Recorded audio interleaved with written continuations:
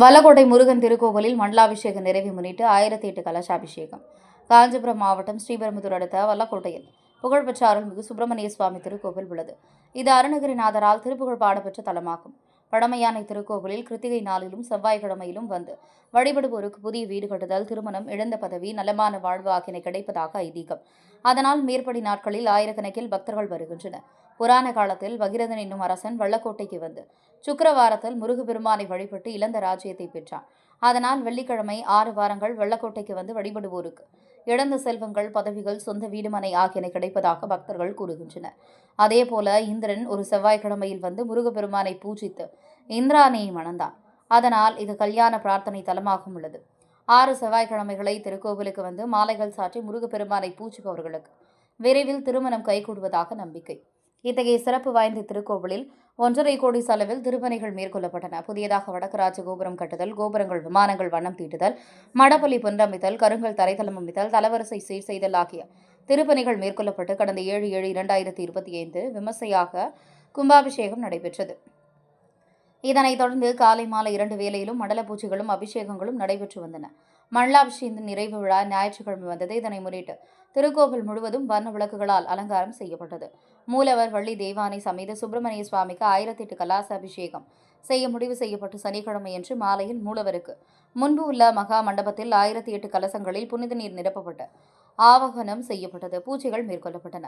பிரகார மூர்த்திகளான விஜய விநாயகர், சண்முகர், தேவி, திரிபுர சுந்தரி, கருமாரியம்மன், உற்சவர் ஆகிய மூர்த்திகளுக்கு 108 சங்குகளில் புனித நீர் ஊற்றி ஆவாகனம் செய்யப்பட்டு சிறப்பு பூஜைகள் தொடங்கின. தொடர்ந்து மங்கள வாத்தியங்களுடன் வேத மந்திரங்கள் ஒலிக்க யாக பூஜை நடைபெற்றது. இதனைத் தொடர்ந்து மண்டலாபிஷேகத்தின் 48ஆம் நாள் நிறைவு நாளாகி ஞாயிற்றுக்கிழமை காலை 2ஆம் கால யாக பூஜை மேற்கொள்ளப்பட்டன. பிறகு மூலவரத்துக்கு 1008 கலசாபிஷேகம் நடைபெற்றது. திரண்டிருந்த பக்தர்கள் அரோகரா அரோகரா என்று பக்தி கோஷமிட்டனர். வேத மந்திரங்களும் திருப்புகழும் ஒலிக்க மூலவருக்கு கலசாபிஷேகம் நடைபெற்றது. இதனைத் தொடர்ந்து பிரகாரத்தில் உள்ள அனைத்து மூர்த்திகளுக்கும் 108 சங்காபிஷேகம் நடைபெற்றது. மண்டலாபிஷேக நிறைவினை முன்னிட்டு மூலவரும் உற்சவரும் சிறப்பு மலர் அலங்காரத்தில் சேவையில் பக்தர்களுக்கு காட்சியளித்தனர். விடுமுறை தினம் என்பதாலும் மண்டல பூஜை நிறைவு நாள் என்பதாலும் பெரும் திரளான பக்தர்கள் வல்லக்கோட்டை முருகனை தரிசிக்க வந்திருந்தனர். சுமார் 10,000க்கும் மேற்பட்ட பக்தர்கள் அரோகரா என்ற பக்தி கோஷத்துடன் முருகப்பெருமானை வழிபட்டனர். திருக்கோவில் நிர்வாகத்தின் சார்பில் பக்தர்களுக்கு சர்க்கரை பொங்கல், கதம்ப சாதம், மோர், சுத்திகரிக்கப்பட்ட குடிநீர் ஆகியன வழங்கப்பட்டன. மண்டல பூஜை நிறைவு ஏற்பாடுகளை இந்து சமய அறளைத்துறை காஞ்சிபுரம் இணை ஆணையர் திரு சி. குமரதுரை, உதவி ஆணையர் திரு ஆர். கார்த்திகேயன் ஆகியோர் அறிவுறுத்தின்படி திருக்கோவில் நிர்வாக அதிகாரி சோ. செந்தில்குமார், அறங்காவலர் குழு தலைவர் ஜா. செந்தில் தேவராஜ், அறங்காவலர்கள் த. விஜயகுமார், கலைச்செல்வி, கோபால், கே. மோகனகிருஷ்ணன், பூ. செல்வகுமரன் ஆகியோர் செய்திருந்தனர்.